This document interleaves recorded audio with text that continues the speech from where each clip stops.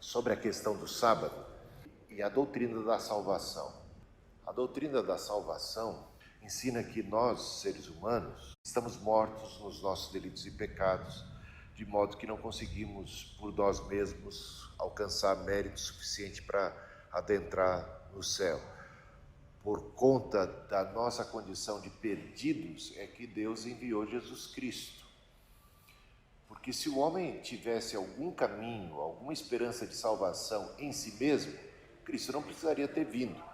Quando nós estávamos mortos nos nossos delitos e pecados, perdidos, sem nenhuma esperança, sem nenhuma salvação, Deus envia Cristo para ser o caminho, o Salvador. Então Jesus não é uma opção de salvação, é a única opção, ele é o único caminho. Portanto, a salvação se dá pelos méritos de Cristo, pela sua obra na cruz, pelo seu sangue derramado em favor dos pecadores, assumindo a culpa dos pecadores e derramando o seu sangue inocente. E é por causa do seu sacrifício, do seu sangue derramado, que nós, pecadores, somos justificados. Justificados significa somos perdoados e recebemos uma justiça que não nos é própria, que ela não nos pertence, não é algo inerente a nós, não é por causa das nossas obras e nem por causa do cumprimento, da obediência às leis de Deus, porque não conseguimos cumpri-las e obedecê-las satisfatoriamente. Se nós falharmos num ponto da lei, somos culpados de tudo. E tem até uma boa ilustração, que é: você enche uma bexiga e depois estabelece algumas leis para a preservação da integridade dessa bexiga. Então, não a traspassarás com a espada, não passe o caminhão por cima dela, não sente em cima da bexiga, não queime com fogo. E o menor de todos os mandamentos é: não fure com agulha. A questão é, se você falhar no menor de todos, que era furar com agulha, qual é o resultado final? Estoura-se a bexiga. O salário do pecado é a morte. Todos pecaram e estão destituídos da salvação, destituídos da comunhão com Deus.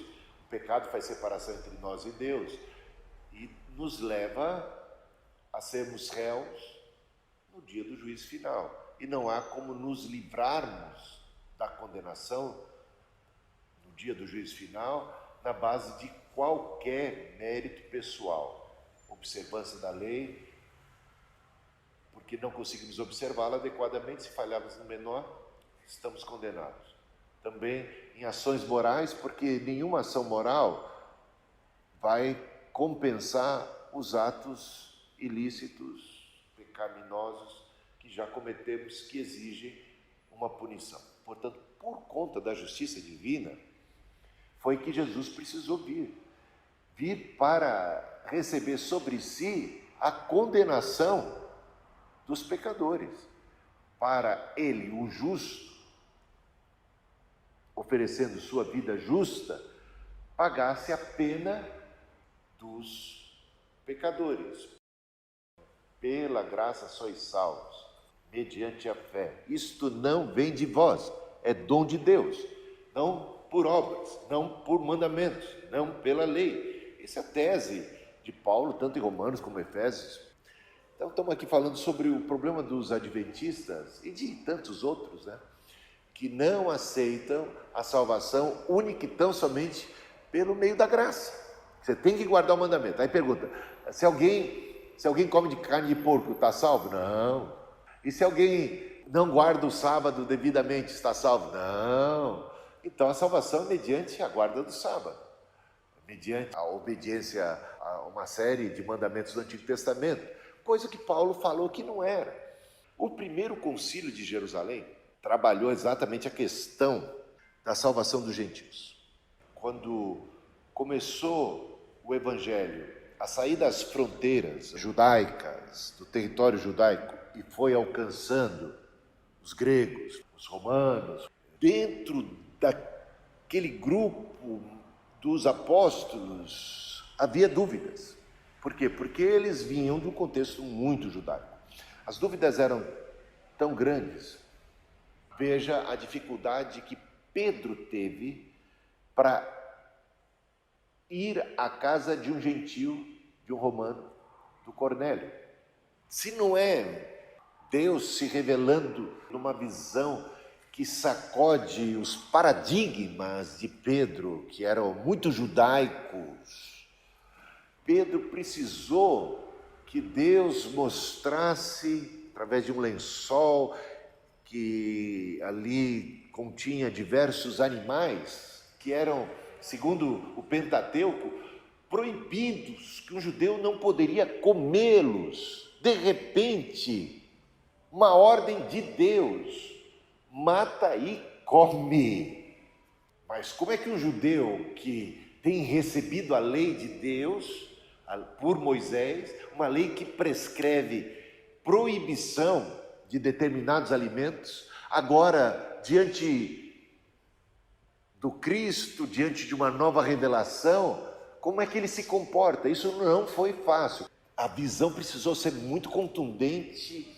Não considere impuro aquilo que eu purifiquei. Pedro sai dali convencido de que as coisas mudaram, de que estamos de fato diante de um novo testamento, uma nova lei, um novo mandamento vos dou. O cristianismo, então, não é necessariamente uma continuidade do judaísmo. Há elementos de continuidade, mas há elementos de profunda ruptura. Aquilo que era velho passou e deu lugar ao novo. Aquilo que era velho apontava, até figuradamente, serviu como aio, como figura de linguagem, como um bom encaminhamento para que a revelação plena de Deus se manifestasse. E ela aconteceu em Jesus Cristo, no Evangelho. Pedro teve que penar para explicar para os demais que Deus deu aquela visão, não era para considerar impuro aquilo que Deus está purificando. E esses impuros gentios fazem parte desse projeto de Deus, de incluí-los na comunidade da fé, na comunidade dos irmãos, na comunidade do povo de Deus, fazem parte do Israel de Deus, sem que necessariamente precisem se tornar judeus, observadores da lei, se circuncidarem, guardar sábado, mas para muitos deles, eles tinham que guardar o sábado, eles tinham que se tornar judeus, eles não poderiam ser salvos única e tão somente pela fé. E Paulo é aquele que, melhor do que qualquer outro apóstolo, compreendeu a dimensão da graça e do Evangelho e que combate aspectos judaizantes que estavam querendo tomar conta do cristianismo. Nesse particular, houve muito debate, houve muita discussão, que vai levar ao primeiro concílio de Jerusalém, que você encontra o registro dele em Atos capítulo 15. Primeiro concílio de Jerusalém discute o quê? Discute se um gentio convertido precisava se circuncidar. Por exemplo, se um gentio convertido precisava guardar e observar a lei, se um gentio convertido precisava se tornar judeu para ser salvo. Um gentio precisa ser circuncidado para ser salvo? Precisa guardar o sábado para ser salvo? E a resposta foi não. Não. Ele não precisa se circuncidar. Ele não precisa guardar o sábado. Ele não precisa deixar de comer carne de porco, por exemplo. Atos 15, 28 e 29. Amém? Acabou o concílio. Cadê o sábado? Cadê a carne de porco? Cadê os adventistas que ainda não leram isso? Como? Como ainda não caiu a ficha para eles? Exatamente, eles discutiam as coisas que os adventistas discutem hoje. Precisa guardar o sábado? Não. Precisa deixar de comer carne de porco? Não, 1000 vezes não. É interessante Oséias 2:11, quando Deus promete fazer cessar os seus sábados. Farei cessar os seus sábados. Tal profecia cumpriu-se em Cristo, como visto claramente em Colossenses 2:14 a 17. Ninguém, pois, vos julgue por causa dos sábados. Os adventistas estão julgando a gente o tempo todo por causa do sábado. E às vezes tem cristão que se deixa levar por essa heresia. Paulo falou, todas essas ordenanças, todos esses mandamentos foram cravados na cruz. Essas ordenanças eram contra nós. Veja como os judeus perseguiram os cristãos e perseguiram a Jesus por causa do sábado. Diziam que Jesus não guardava o sábado. Eles fizeram do sábado uma pedra de toque, a coisa mais sagrada do mundo. E eles santificaram tanto o sábado que perderam a essência do próprio sábado. Jesus chega a dizer, foi o sábado feito para o homem ou foi o homem feito para o sábado? Qual que é o mais importante, o homem ou o sábado? Porque o que acontecia? Jesus curava e beneficiava alguém no sábado e era acusado de estar infringindo a lei do sábado. Então, o sábado, que originalmente no propósito de Deus foi um mandamento dado para o bem humano, para que um ser humano não fosse explorado pelo outro, porque se você deixar os homens, eles exploram, escravizam as pessoas e obrigam esses a trabalharem de domingo a domingo, de sábado a sábado, de segunda a segunda. Então, não trabalharás tu, não trabalharás o teu servo, não trabalharás sequer o teu animal, é dia de descanso. Ou seja, porque Deus também no sétimo dia descansou, assim devemos nós descansar e aprender a dependência, aprender a adorar, aprender a paz de Deus. Ou seja, esse princípio, essa essência do sábado continua válida para nós hoje. Você precisa de descanso, você precisa de pausa, você precisa dormir devidamente, você precisa parar de pensar que tudo depende de você, que é o seu trabalho, que é a sua ação, e ficar trabalhando demais.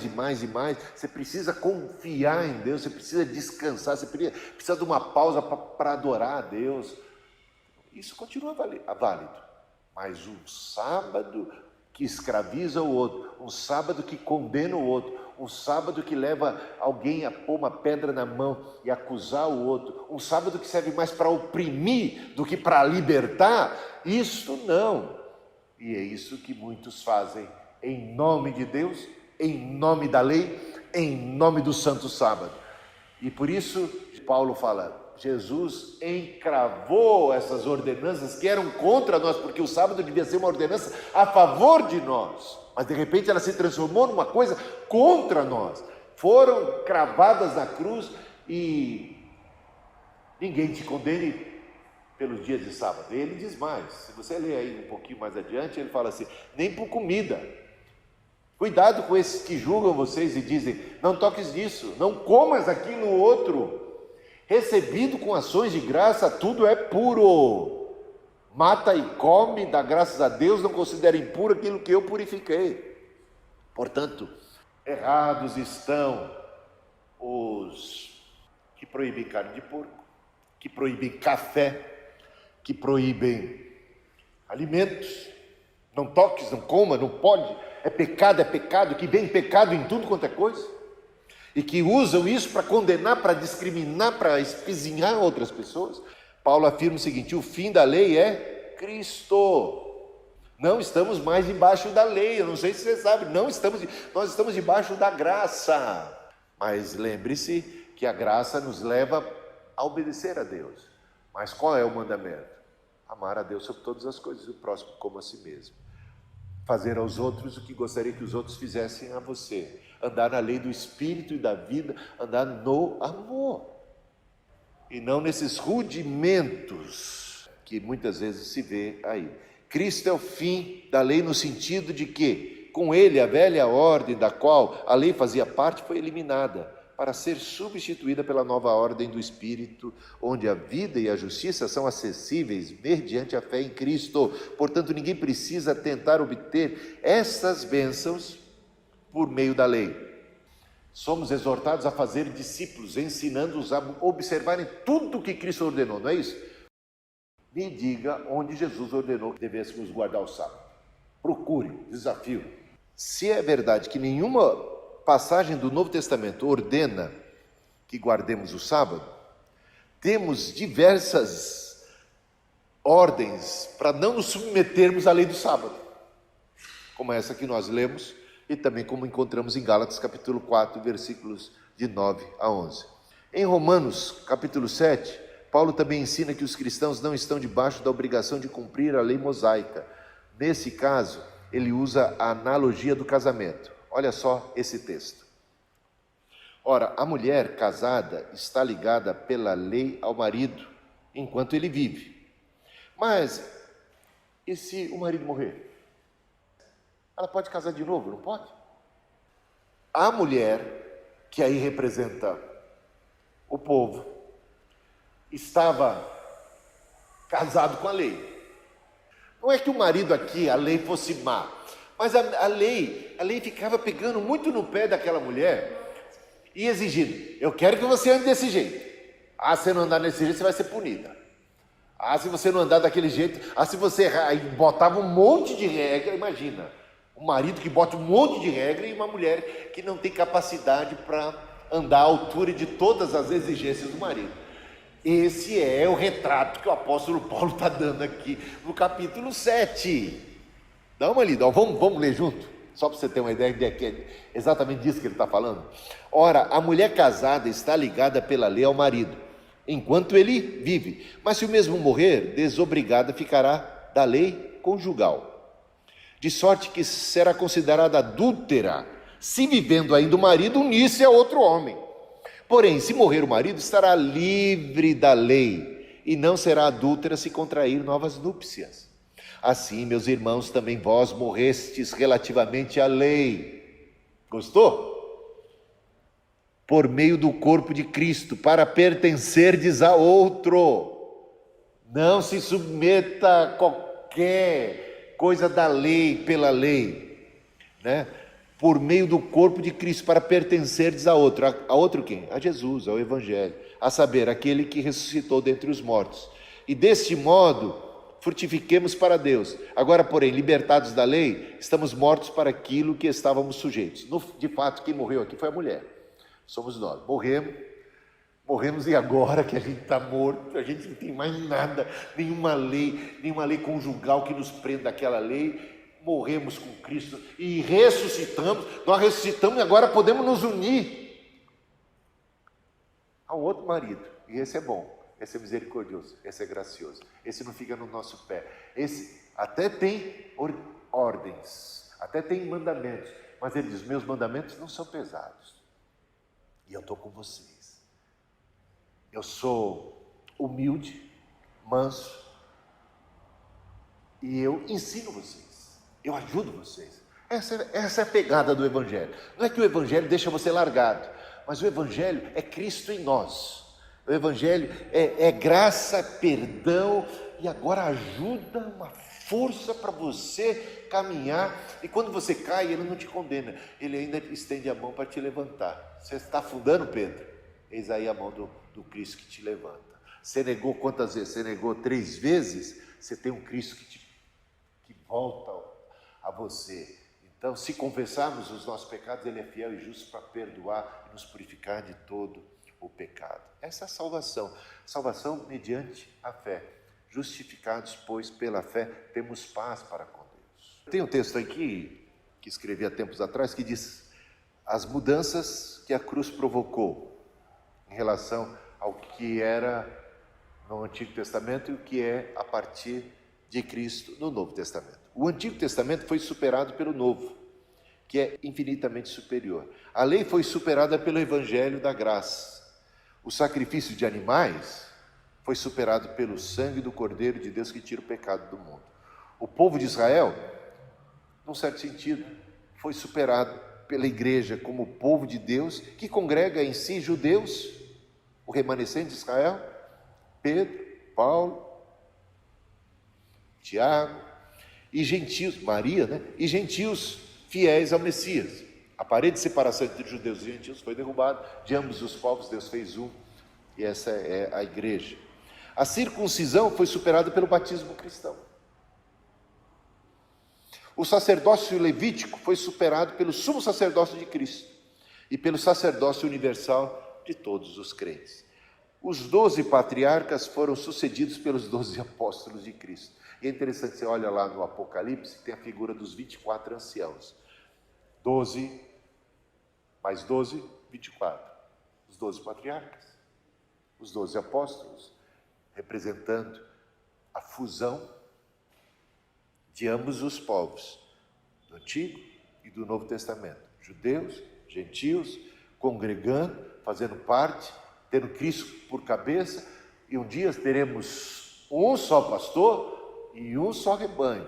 Veja que há só uma oliveira, da qual os ramos originais, por incredulidade, foram cortados, uma representação dos judeus infiéis. Os que eram da oliveira brava, os gentios, nós fomos pela fé enxertados na mesma oliveira, veja sempre a unidade do povo de Deus, e os que foram cortados podem ser reenxertados se abandonarem a incredulidade e abraçarem a fé.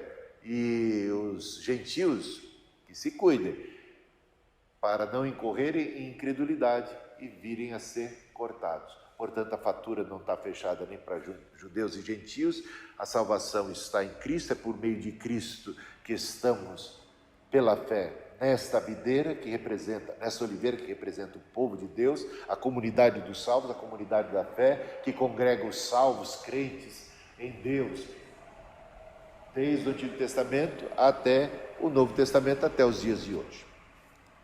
A Jerusalém terrestre foi superada pela nova Jerusalém celestial, ou seja, a terra prometida de Canaã foi superada pelo céu, que há de vir a Canaã celestial, a nova Jerusalém que descende do céu, a esperança de Abraão, de Isaac, de Jacó, como diz o autor de Hebreus, eles que pisaram na terra prometida, que estiveram em Canaã, não construíram ali alicerces e casas permanentes, mas habitaram em tendas. O autor de Hebreus é assim, categórico no modo de dizer. Por que habitaram em tendas e não construíram casas e fortalezas, algo mais permanente? Habitaram em tendas, diz ele, porque consideravam aquela uma terra de sua peregrinação. Aspiravam uma Canaã celestial. Portanto, até mesmo para Abraão, a quem foi prometido uma Canaã terrestre, entendeu que a terrestre não era o cumprimento definitivo daquela promessa, que aquela promessa ela tinha um vislumbre terrestre que era como uma espécie de antepasto, né? Ou antegosto, um tiragosto no começo, um aperitivo do que Deus tem preparado, que é eterno. Busca uma cidade cujo fundamento é indestrutível e é celestial. A esperança de uma terra prometida encontra pleno cumprimento na Canaã, na terra prometida celestial, na Nova Jerusalém. O templo de Jerusalém foi superado pelo corpo de Cristo, que é a igreja. E veja o sermão de Estevão, no capítulo 7 de Atos, encontramos, quando ele diz: Deus não habita em templos construídos por mãos humanas. Mas o que pensava um judeu? O que ensina o Antigo Testamento? Deus habita no templo de Jerusalém. Se você orasse como judeu, você tinha que orar sempre voltado para Jerusalém. De repente vem uma revolução no Novo Testamento. Deus não habita em templos construídos por mãos humanas. Deus está no meio de nós. Nós somos o templo de Deus. Cristo é o templo de Deus. Moisés foi superado pelo novo legislador. É interessante que Moisés vai no alto do monte, jejua 40 dias, né? Jejua 40 dias. Veja os paralelos. Jejua 40 dias. Jesus jejua 40 dias. Moisés sobe no monte para receber as tábuas da lei. Jesus sobe no monte e começa a dizer no seu sermão: ouvistes o que foi dito? Foi dito por quem, hein? por Moisés. E o que diz Jesus? Eu, porém, vos digo. E Jesus disse, está aqui alguém que é maior que Abraão? Está aqui alguém que é maior que Moisés? Veja que revolução, como um novo legislador, dando uma nova lei, um novo mandamento vos dou. Gente, é tremendo. Se você começa a fazer essas comparações, o templo era a figura de linguagem desse templo que somos nós como igreja, que é Cristo, corpo, o seu corpo, onde habita o seu espírito, né? E nós somos o corpo, parte do corpo, membros do corpo de Cristo. Nós somos chamados também de templos de Deus. Não sabeis que o corpo de vocês é templo de Deus? E agora, esse novo legislador que é nosso Senhor Jesus Cristo, superando com vantagens o antigo legislador, o maior deles, Moisés. A Páscoa judaica foi superada pela ceia do Senhor. É por acaso que Jesus tenha celebrado a Páscoa, véspera da sua morte, exatamente morrido como um cordeiro pascal? Lembre-se que a Páscoa dos judeus representava a morte de um cordeiro cujo sangue era aspergido sobre os umbrais da casa, e onde havia a presença desse sangue, o anjo da morte, o anjo da condenação passava batido, porque o sangue cobria os pecadores que estavam naquela casa e o primogênito não era condenado. Jesus morre exatamente na época da celebração dessa Páscoa, e o João Batista já tinha pré-anunciado, profetizado: eis aí o Cordeiro de Deus que tira o pecado do mundo. Estamos debaixo da cobertura do sangue de Cristo, o anjo da morte, o anjo da condenação, o juízo final. Nenhuma condenação há para os que estão em Cristo Jesus, não por causa da obediência à lei, não porque guardamos o sábado, não porque não comemos isso ou deixamos de fazer aquilo, mas porque estamos em Cristo, estamos debaixo do sangue. É o sangue de Cristo que nos salva. Isso precisa ficar claro. Então, a Páscoa judaica, Jesus pega e celebra a Páscoa. Então, é o dia da celebração da Páscoa judaica, e ele transforma a Páscoa judaica na celebração da sua própria Páscoa, da sua própria passagem da vida para a morte e depois da morte para a vida. Não é? Que passagem é essa? Da vida para a morte e depois da morte para a vida. Essa é a Páscoa de nosso Senhor Jesus Cristo. Eis aqui o meu corpo, que é dado por vós. Eis aqui o meu sangue. Tomai e comei do meu corpo, bebei do meu sangue. É o sangue da nova aliança. E o sábado foi superado pelo dia do Senhor. Bom, nós não guardamos o sábado, porque estamos debaixo da lei, mas o princípio do sábado, e veja que a lei é santa e boa, então a gente tem que entender o princípio da lei. O espírito do sábado, nós não somos contra. Um dia onde as famílias podem se reunir, onde todo mundo pode vir à igreja, fazer as coisas de Deus. Eu acho que essa ideia tem que ser preservada. Então, quando a gente diz que o dia do Senhor substituiu o sábado, mas não o sábado como entendiam os judeus, mas o sábado como reinterpretou nosso Senhor Jesus Cristo. Porque Jesus nunca foi contra o sábado que Deus prescreveu. Ele foi sempre contra o sábado, conforme entenderam erroneamente e passaram agora a oprimir os seres humanos, aqueles religiosos do seu tempo e até de tempos anteriores. Em que dia que Jesus ressuscitou? Você sabe qual é o dia da semana que ele ressuscitou? No primeiro dia da semana, que nós chamamos de dia do Senhor ou domingo. Agora, Jesus não apenas ressuscitou no domingo, ele apareceu constantemente aos seus discípulos no dia de domingo. João 20, 19, 23, 26, 29, as diversas aparições. Que dia da semana aconteceu Pentecostes? No domingo. E qual é o dia que Paulo fala que tem que recolher oferta especial? No domingo. O domingo passou. Em que dia foi arrebatado o João para escrever o Apocalipse? No dia do Senhor, no domingo. Então, os cristãos tinham muitas razões para celebrar o domingo. Aquele dia passou a ser o dia da maior celebração da cristandade. Você acha que é à toa que o domingo começou a ter essa hegemonia no contexto cristão? Não foi à toa. Foi porque Cristo propositalmente ressuscitou no domingo, propositalmente derramou seu Espírito no domingo, aparecia para os discípulos exatamente no dia de domingo. Então, esse dia passou a se denominar o dia do Senhor, o dia da ressurreição do Senhor, o dia que o Senhor derramou seu Espírito. Esse dia passou a ser o dia mais importante na cristandade, razões básicas. Agora, esse dia não deve ser um substituto do sábado nos termos impostos pela lei mosaica, porque Paulo já tinha dito que nós não estamos mais debaixo da lei e que não deveríamos permitir que ninguém nos julgasse por guarda, por observância da lei. Paulo diz mais, ele fala assim, tem cristãos que, para eles, todos os dias são iguais. Ele não recrimina isso. Agora, tem cristãos que fazem distinção entre dia e dia. Agora, tem cristão que todos os dias são iguais. Na verdade, todos são os dias do Senhor. Então, ele diz, olha, se você come, come para o Senhor. Se você não come, não come para o Senhor. Se você guarda esse dia, guarda procurando agradar ao Senhor. Se você não guarda, então ele fala, ninguém julgue a ninguém. Isso é uma coisa da liberdade cristã. Tá bom?